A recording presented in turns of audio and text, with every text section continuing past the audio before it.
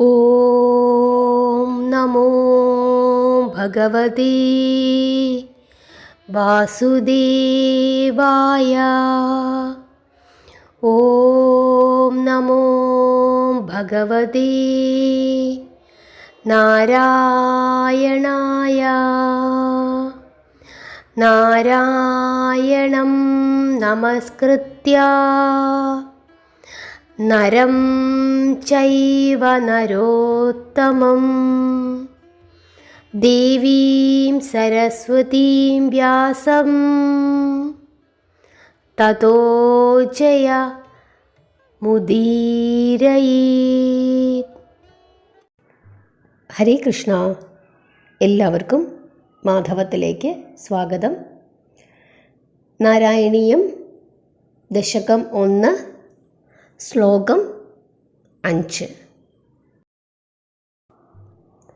നിർവ്യാപാരോപി നിഷ്കാരണമജ ഭജസേ യത്ക്രിയാമീക്ഷണാഖ്യാം തേനൈവോദേതി ലീനാ പ്രകൃതിരസതി കൽപ്പാപി കൽപ്പാദികാലേ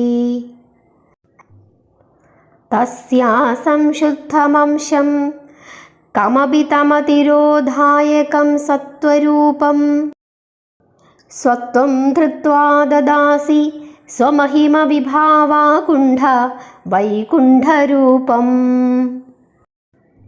ഹരേ കൃഷ്ണ. അർത്ഥം ഇപ്രകാരമാണ്: അല്ലയോ അജനായ ഭഗവാനെ. അജൻ എന്ന് വെച്ച് കഴിഞ്ഞാൽ ജനനം എന്നൊന്ന് ഇല്ലാത്തത്, അതായത് ജനനമില്ലാത്തത് എന്നാണ് അർത്ഥം. അല്ലയോ അജനായ ഭഗവാനെ, അവിടുന്ന് സ്വതവേ നിർവ്യാപരനാണെങ്കിലും കാരണമേതുമില്ലാതെ ഈ ക്ഷണം ഈ ക്രിയയെ കൈക്കൊള്ളുന്നു. അതിനാലാണ് ഇല്ലാത്തതെന്ന തോന്നലുണ്ടാക്കുന്നതാണെങ്കിലും അങ്ങയിൽ ലയിച്ചിരിക്കുന്ന പ്രകൃതി, അതായത് മായ, കൽപ്പാദികാലത്തിൽ ഉദിക്കുന്നത്.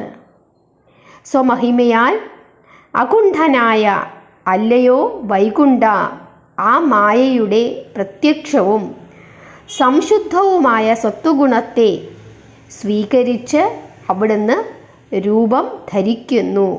അങ്ങനെ അവിടുന്ന് സകലനായി തീരുന്നു. ഇതാണ് ഈ വരിയുടെ അർത്ഥം. ഇവിടെ ഭഗവാൻ ജനിക്കുന്നില്ല, അതുകൊണ്ട് തന്നെ ഭഗവാന് മരണവുമില്ല. അങ്ങയിൽ കുടികൊണ്ടിരിക്കുന്ന മായയുടെ പ്രഭാവം കാരണം ഇല്ലാത്തതിനെ ഉണ്ട് എന്ന് തോന്നലുണ്ടാക്കിക്കുകയും ചെയ്യുന്നു.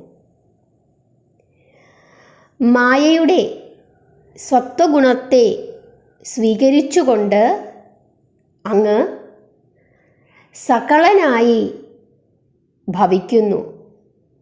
അതായത് അങ്ങ് രൂപം ധരിക്കുന്നു. നമ്മളുടെ മുമ്പിൽ, ഭക്തരുടെ മുമ്പിൽ അങ്ങ് പല രൂപത്തിൽ വിളങ്ങുന്നു. അങ്ങനെ വിളങ്ങാനുണ്ടായ കാരണം അങ്ങയിൽ കുടികൊണ്ടിരിക്കുന്ന മായയുടെ പ്രഭാവം മൂലമാണ്. ആ മായയുടെ പ്രത്യക്ഷവും സംശുദ്ധവുമായ സ്വത്വഗുണത്തെ സ്വീകരിച്ച് അവിടുന്ന് രൂപം ധരിക്കുന്നു. ഇതാണ് നാരായണീയം ദശകം 1 5-ാമത്തെ ശ്ലോകം.